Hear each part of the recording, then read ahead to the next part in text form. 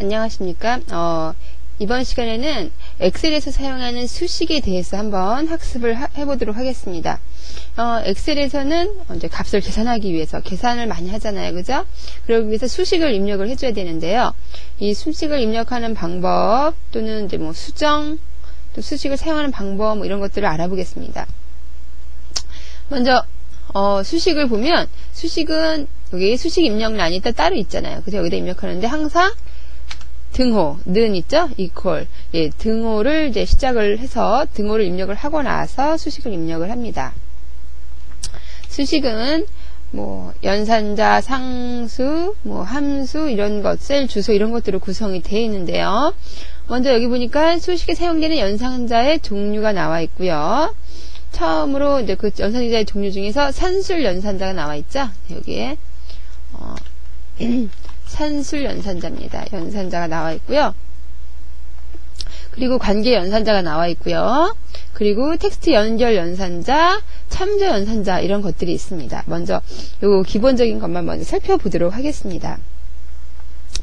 산술 연산자는 이제 기본적으로 사칙 연산에 해당이 되는 거잖아요. 그죠?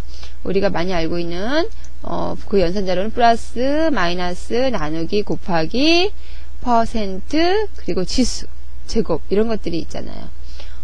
플러스는 덧셈을 의미하고요. 마이너스는 뺄셈 달고 계시죠? 이렇게 뭐죠? 나누기는 나눗셈을 말하고 있어요.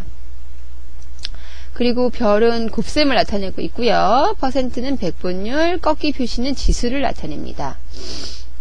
이 산술 연산자를 사용하는 예를 한번 살펴보면요. 먼저 우리가 아는 그대로 뭐죠? 수식이니까 equal, 등호를 먼저 사용하고 썼죠? 100 더하기 300 이렇게 우리가 아는 대로 그대로 숫자를, 아래의 숫자를 더하기 해줄 수가 있습니다.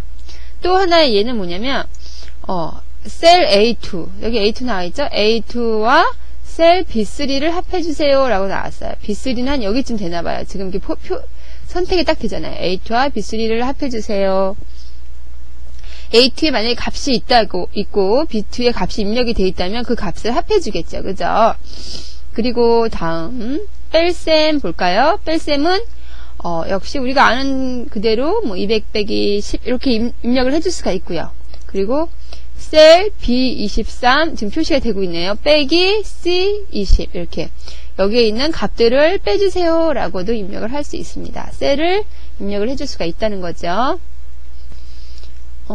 나눗셈 역시 이렇게 퍼로 나타내고 있고요. 슬래시 퍼죠? 이렇게 퍼라고 그래야 되나요? 90 나누기 4 이런 예는 우리가 알고 있는 건데요. 또 셀 C3 나누기 C5 이렇게 나와 있네요. 그죠? C3 값을 C5 값으로 나눠주세요 라고도 이렇게 셀에 있는 값을 나눠주세요 라고 입력을 할 수가 있습니다. 곱셈도 마찬가지고요. 2 곱하기 4 이렇게 표시도 되는 반면에 셀 C5 곱하기 D3 이렇게 표시할 수도 있고요. 퍼센트, 백분율이죠?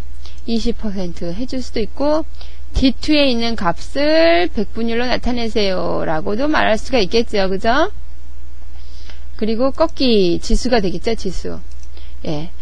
2에 뭐라고 해야 돼요? 세제곱을 나타내세요 라고도 해줄 수도 있지만 A2의 값을 세제곱하세요 라고도 말할 수가 있습니다. 네, 이게 기본 산술 연산자죠. 우리가 사칙 연산자, 수식에 많이 사용되는 기본적인 연산자니까 알고 계셔야겠고 엑셀에서는 이렇게 셀을 이용해서 나타낸다는 거 알고 계셔요. 그리고 그 다음에 관계 연산자가 있습니다. 관계 연산자. 관계 연산자는 뭐냐면 값을 비교할 때 사용되는 연산자예요. 비교 연산자라고도 하죠. 다른 말로 비교 연산자라고도 합니다. 이렇게 비교 연산자라고도 말하죠. 이 값을 비교하는 거예요. 비교 연산자. 그래서 수식의 결과값을 뭐 크다, 작다, 뭐 이렇게 작거나 가작게 비교를 하고 만약에 그 값이 맞으면 true가 되는 거고요. 그 값이 틀리면 false, 거짓이 되는 거겠죠. 연산자의 종류를 먼저 보면 관계 연산자, 비교 연산자의 종류를 보면 등호, equal 있죠? 같다가 있고요. 같다는 의미겠죠. 그 다음에 크다 꺾기가 있어요. 그죠? 왼쪽을 보고 있으면 크다가 되겠죠. 그 다음엔 크거나 같다가 있고요. 같이 써주죠. 크거나 같다. 작다 연산자 있고요. 작거나 같다 연산자가 있고요. 두 꺾기가 같이 보고 있으면 어때요? 같지 않다가 되겠죠. 같지 않다. 이런 연산자가 있다는 거 알고 계시고요. 그 예를 살펴보면 그 예도 마찬가지예요. 우리 앞에서 본 것과 같이. 먼저 등호로 시작을 하고요. A3 값이 100과 같다. 이렇게 나타내 줄 수도 있다는 거죠. 그죠? 이 셀 A3의 값이 100과 같다. 만약에 A3에 100이 입력이 되어 있으면 얘는 true가 되는 거겠죠. 근데 그렇지 않고 다른 값이 있다면 false가 되겠죠. 또 A3 값이 B4 값과 같아. 같은 값이 두 개가 입력이 되어 있으면 true가 되는 걸 거고요. 만약에 두 개의 셀의 값이 틀리다면 이 수식은 false가 되겠죠. 그리고 크다 연산자도 있어요. A3 값이 200이 A3 값보다 크면 200이 A3보다 크면 true가 되는 거고요. A3가 B4보다 크면 true가 되는 거겠죠. 예. 같은 얘기로 크거나 같다도 마찬가지예요. B4의 값이 200보다 크거나 또는 200이면 true가 되는 거고요. B4가 200보다 작다면 false가 되겠습니다. 그리고 A3하고 B4를 비교해 봤을 때 A3가 크거나 A3가 B4하고 같다면 true가 되고요. 그렇지 않으면 false가 되겠죠. 다음은 작다 연산자입니다. 역시 A3가 100보다 작으면 이때가 true가 되겠죠. 그리고 A3가 B4보다 작다면 B4가 더 크면 이땐 true가 되는 거고요. 만약에 A3가 더 크면 false가 되겠죠. 그리고 작거나 같다도요. 이렇게 사용하죠. A3가 100보다 같거나 100보다 작아야 true가 되는 거죠. 그리고 A3가 B4랑 비교했을 때 작거나 B4랑 값이 같아야 true가 되는 연산자의 예입니다. 수식. 이렇게 마주보고 있는 가로는 뭐예요? 같지 않다죠? A3가 100이 아니면 true가 되는 거예요. 100 이외의 모든 값은 true겠죠. A3와 B4가 같은 값이 아니면 그때는 모두 true가 되는 겁니다. 이렇게 해서 우리가 비교 연산자를 한번 살펴봤어요. 다음에 보니까 그 다음은 텍스트 연결 연산자가 있네요. 여러 개의 텍스트를 하나로 연결할 때 사용하는 게 텍스트 연결 연산자고 보통은 뭘 써요? AND 표시를 많이 쓰죠. 네, 텍스트를 연결할 때 쓰는 거예요. 그 예를 보면 수식이 어떻게 되냐면 등호를 먼저 사용하고요. 수식에는. 그리고 뭐예요? 쌍따옴표를 쳐줬죠? 엑셀. 그리고 또 쌍따옴표 쳐주고 2007. 엑셀과 2007을 연결하세요 라는 수식이에요. 여기서 연결할 문자는 모두 쌍따옴표를 쳐준다는 거 알고 있어야겠죠? 텍스트에 꼭 쌍따옴표가 있어야 그 문자는 그까지 연결되는 겁니다. 요 결과값을 볼까요? 이렇게 결과값을 보면 이렇게 엑셀 2007 이렇게 나타나고 있죠? 네, 결과값이에요. 이렇게 지금 여기는 수식을 보는 화면입니다. 그리고 참조 연산자가 있죠. 참조 연산자. 참조 연산자는 뭐냐면 셀에 블록을 정해주고 그 블록을 말해주는 그 연산자로 그 셀의 블록을 참조해주는 거예요. 정의해주는 거죠. 거기에 있는 블록을 참조해서 알아보는 거예요. 먼저 그 연산자 종류를 보니까 콜론이 있고요. 쉼표가 있고요. 아무것도 없는 공백이 있어요. 이 참조 연산자에는 콜론과 쉼표와 공백이 있다는 거 알아두세요. 요 콜론, 땡땡, 요 콜론이죠? 요 콜론은 뭐냐면, 두 참조와 두 참조 사이의 모든 셀을 참조하시오 라고 되어 있어요. 즉, A3부터 F8까지의 모든 셀을 참조하세요 라는 거죠. A3가 여기죠. A3부터 F8 요까지. 요만큼의 모든 셀을 참조하라는 뜻이에요.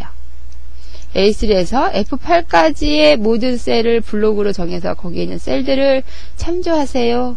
땡땡 콜론으로 표시한다는 거 알고 계셔야겠습니다. 쉼표 있어요. 여러 참조를 하나의 참조로 만든다.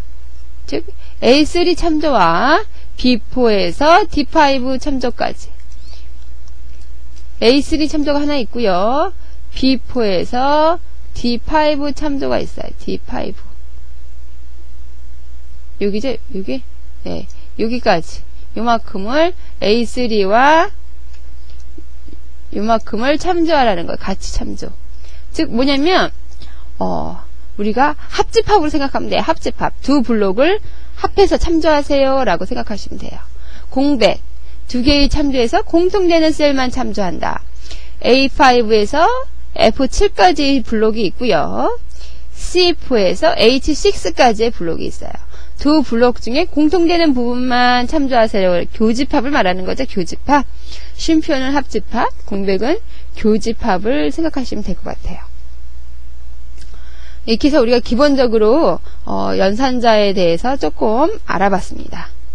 그럼 여기서 한번 우리가 수식을 입력을 해보도록 하겠습니다. 먼저 시트 1 선택을 해주시면 이렇게 뭐죠? 영업사원의 급여 명세서 파일이 있어요. 그죠? 여러분들도 다 예제가 들어있을 텐데요. 먼저 이 예제를 보면 사원 코드 이름이 나와 있고요. 기본 급여가 나와 있고 판매량과 판매 수당이 나와 있습니다. 판매 수당은 모두 다 10,000원인데 판매량 즉 뭐죠? 한 개 판 것당 10,000원씩 받는 거예요. 판매 수당이.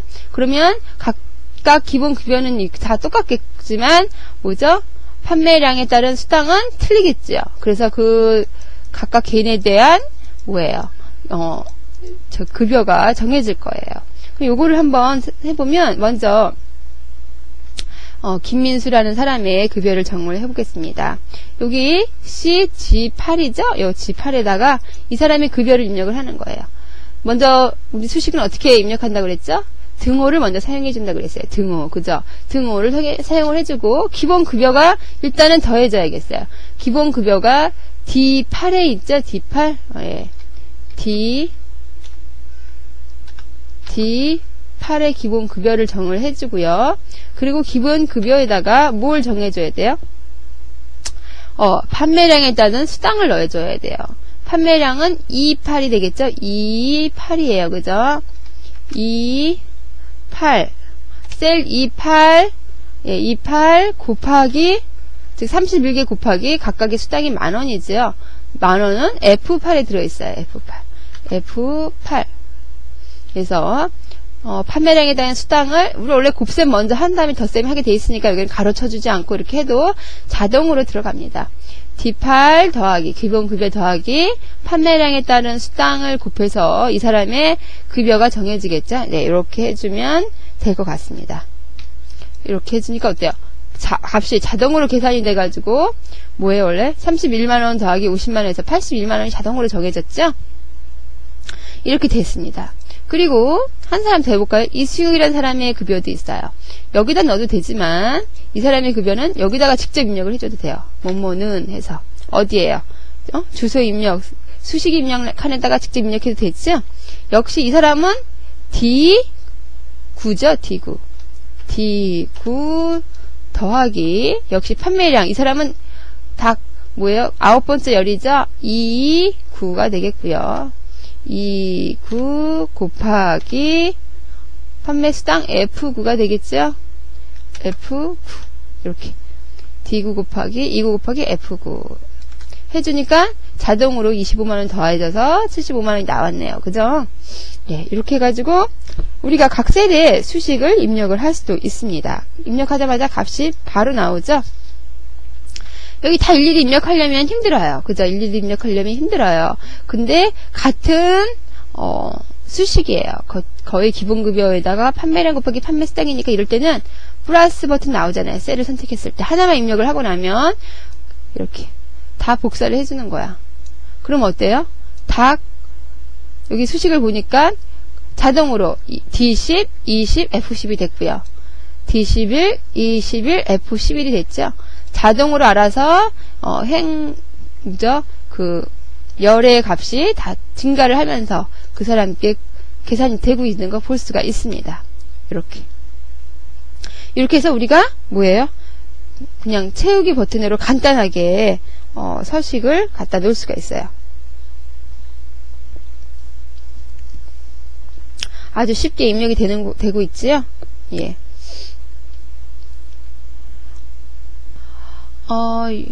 이렇게 우리가 입력을 해줘도 되고, 요 나머지 서식들은 딜리트 키로 지워볼까요? 지운 다음에 그냥 우리가 하나만 입력을 했단 말이야. 예를 들어서 그죠? G8 하나만 입력을 했으면 나머지는 블록으로 이렇게 딱 정해주세요. 블록으로 정해준 다음에 이 리본 메뉴에 보면은 채우기가 있습니다.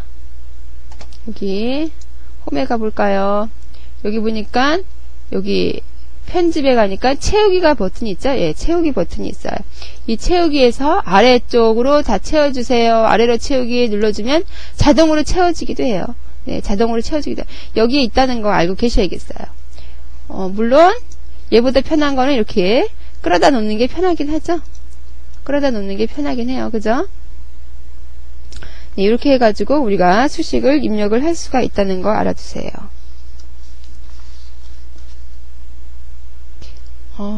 이 방법 외에도 채우는 방법은 여러 가지가 있어요. 이 방법 외에도 먼저 이 셀 G8을 눌러놓고 선택한 다음에 뭐 있어요? 우리 오른쪽 키를 누르니까 복사 나오죠? 예, 복사가 나와요. 복사. 그런 다음엔 G9부터 G14까지 얘까지를 모두 이렇게 블록으로 정을 해주는 거예요. 블록으로 정해준 다음에 오른쪽 키 누르면 뭐가 있어요? 선택하여 붙여넣기가 나와요. 그죠? 붙여넣기도 있지만 우리가 여기서 선택할 건 뭐예요? 선택하여 붙여넣기죠. 이렇게 선택하여 붙여넣기 클릭해 주세요. 그러면 선택하여 붙여넣기 대화 상자가 나타납니다. 여기서 뭘 넣냐면 그냥 무조건 똑같이 선택을 하면 그 값이 그대로 들어가는데 수식을 선택을 해주는 거야. 예, 수식을 선택해서 붙여넣기 해주세요. 그러면 어떻게 될까요? 자동으로 알아서 들어가 있겠죠, 그죠? 예. 그리고선 확인 단추. 수식 선택해준다는 거 잊으면 안 돼요. 확인 눌러주면 알아서 값이 들어가죠? 우리가 컨트롤 이퀄 눌러주면 이렇게 수식을 볼 수 있는 난이 있어요. 알아서 그 값들이 자동으로 커진 걸 볼 수가 있습니다. 일자 버튼, 자판에서 1, 2, 3, 4 앞에 보면 뭐뭐에서 버튼이 나와요. 일자 앞에, 그죠? 예, 컨트롤 뭐뭐에서 버튼 눌러주면 돼요. 키보드. 그래서 다시 한번 눌러주면 원래대로 가고요. 이렇게 해서 수식이 자동으로 입력되는 거. 수식 입력하는 방법에는 뭐 끌어당기는 것도 있고요. 채우기 버튼도 있고요. 복사 버튼도 있다는 거 알고 계셔야겠습니다.